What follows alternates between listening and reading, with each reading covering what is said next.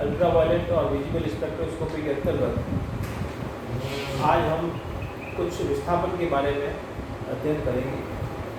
जैसा कि आप सभी जानते हैं कि इलेक्ट्रोमैग्नेटिक स्पेक्ट्रम का 200 नैनोमीटर से लेकर 800 नैनोमीटर तक का जो क्षेत्र होता है वह पराबैंगनी और दृश्य क्षेत्र कहलाता है।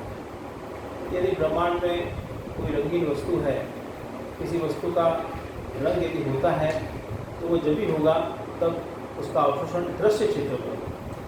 यदि दृश्य क्षेत्र में किसी पदार्थ का अवशोषण होगा तो वो रंगीन दिखाई देता है। जैसे कि बेंजीन रंगहीन होता है क्योंकि उसका अवशोषण किसमें होता है, पराबैंगनी क्षेत्र में होता है। लेकिन नाइट्रोबेंजीन पीले रंग का होता है क्योंकि इस यौगिक के द्वारा जो अवशोषण होता है वो दृश्य क्षेत्र में होता है। इस आधार पर कुछ परिभाषाएं जो अल्ट्रावायलेट और विजिबल स्पेक्ट्रोस्कोपी में उपयोगी है उनको हम समझते हैं। सबसे पहला है इसमें क्रोमोफोर, वर्णमूलक।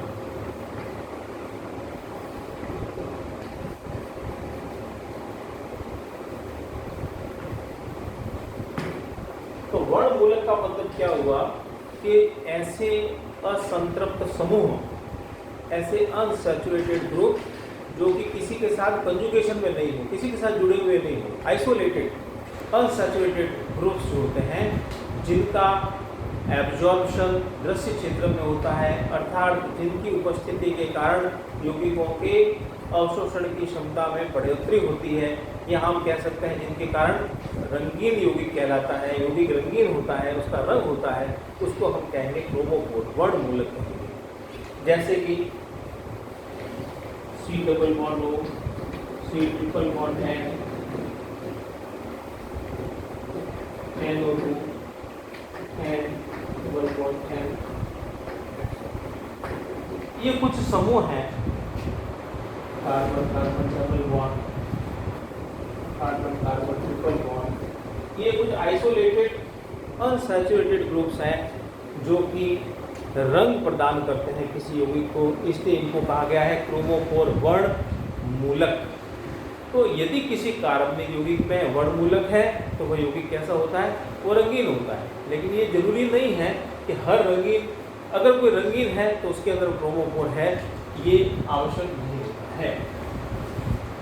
दूसरा होता है वर्णवर्धक।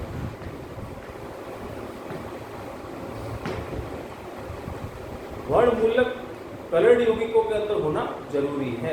यदि रंगीन है तो दैट मीन्स उसके अंदर क्या होगा, क्रोमोफोर होगा। तो क्रोमोफोरिक कॉन्सेप्ट बहुत इंपॉर्टेंट होता है ये बता करने के लिए कि इसके अंदर आइसोलेटेड अनसैचुरेटेड ग्रुप उपस्थित है। दूसरा कहलाता है वर्णवर्धक, जिसको बोलते हैं ऑक्सोक्रोम्स।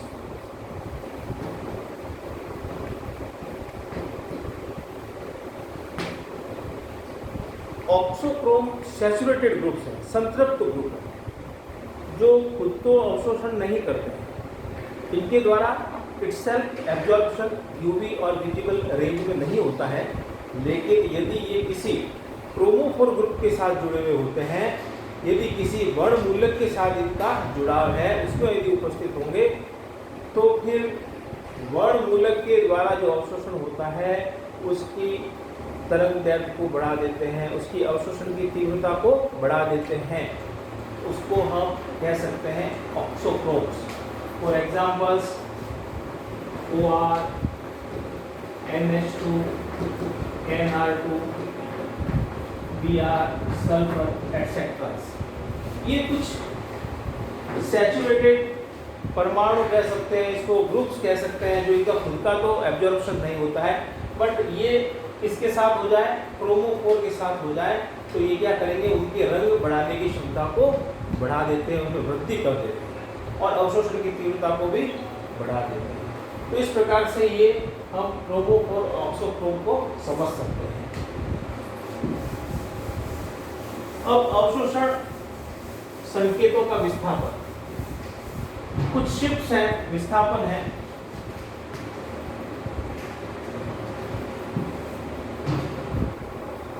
अवशोषण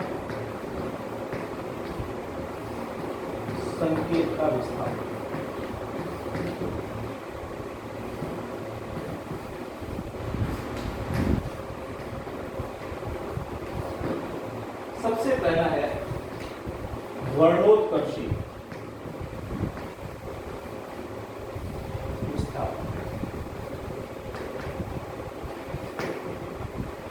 कुछ ऐसे समूह हैं जिसको हम -I प्रभाव वाले समूह कहते हैं। इलेक्ट्रॉन डोनर होते हैं, इलेक्ट्रॉन दाता जो इलेक्ट्रॉन दे सकते हैं, ऐसे कोई समूह यदि उपस्थित होते हैं तो वो क्या करते हैं, यौगिक के अवशोषण की क्षमता को बढ़ा देते हैं, अधिक तरंग दैर्घ्य की ओर उसके संकेत का विस्थापन कर देते हैं। यदि कोई इलेक्ट्रॉन दाता समूह उपस्थित होगा तो क्या होगा, यौगिक के द्वारा जो अवशोषण होगा उसकी तरंग दैर्घ्य को वो बढ़ा देता है, लॉन्गर वेवलेंथ की ओर ये शिफ्ट हो जाती है। इसको रेड शिफ्ट भी कहते हैं, रक्त विस्थापन भी कहते हैं, रेड शिफ्ट। इसको बैथोक्रोमिक शिफ्ट कहते हैं।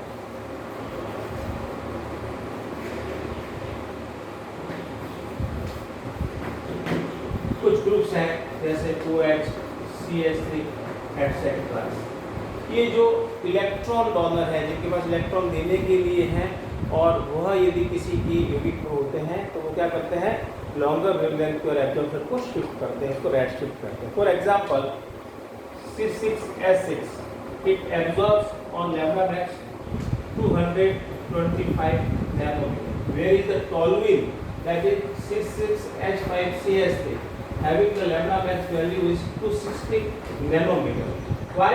Because due to the presence of this CH3 group, it is an electron donor group, it having a -I effect, so that's why it absorbs at the longer wavelength. Second, वर्णाकर्षी विस्थापन। कुछ group ऐसे होते हैं जो electron withdrawing group होते हैं, electron आकर्षित समूह होते हैं, जैसे कि नाइट्रो ग्रुप है या एसिटल ग्रुप है। यदि ये ग्रुप प्रेजेंट होते हैं तो ये क्या करते हैं, जो एब्जॉर्प्शन की वेवलेंथ जो है उसको कम कर देते हैं, शॉर्टर वेवलेंथ की ओर ये शिफ्ट कर देते हैं एब्जॉर्प्शन बैंड को।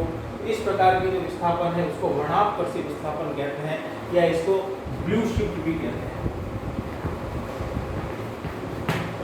ब्लू शिफ्ट भी कहलाती है। इसको हिप्सोक्रोमिक शिफ्ट के नाम से जाना जाता है, हिप्सोक्रोमिक शिफ्ट। तीसरी प्रकार की शिफ्ट होती है अतिवर्णक शिफ्ट, अतिवर्णक विस्थापन। यदि किसी समूह की उपस्थिति से अवशोषण की तीव्रता में बढ़ोतरी होती है, जो अवशोषण की तीव्रता है वह लंबी और शिफ्ट हो जाती है, तो उसको हम क्या कहेंगे, अतिवर्णक विस्थापन। इसको नाम होता है हिप्सोक्रोमिक शिफ्ट,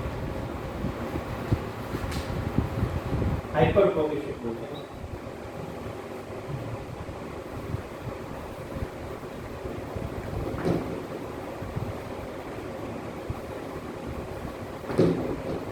जहां पर कि अवशोषण की तीव्रता लॉन्गर है, लंबी तीव्रता की ओर इसका विस्थापन होता है।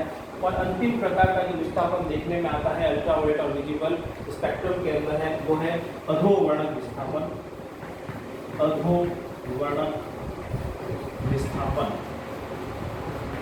यदि कोई ऐसा समूह उपस्थित होता है जिसके कारण अवशोषण की तीव्रता कम हो जाती है, तो उस प्रभाव को, उस विस्थापन को हम कहेंगे अधोवर्णक विस्थापन। इसको हम इस प्रकार से डायग्रामेटिकली भी समझ सकते हैं कि ये आपका कोई किसी यौगिक का अल्ट्रावायलेट स्पेक्ट्रम है, तरंग दैर्घ्य और अवशोषण की तीव्रता के बीच में। तो यहाँ पर ये तरंग दैर्घ्य बढ़ते हुए तरंग दैर्घ्य की तरफ है। यदि किसी कारण से ये तरंग दैर्घ्य लैम्ब्डा मैक्स लॉन्गर वेवलेंथ की ओर शिफ्ट हो जाता है, तो इसको हम क्या कहेंगे, रेड शिफ्ट। ये रेड शिफ्ट।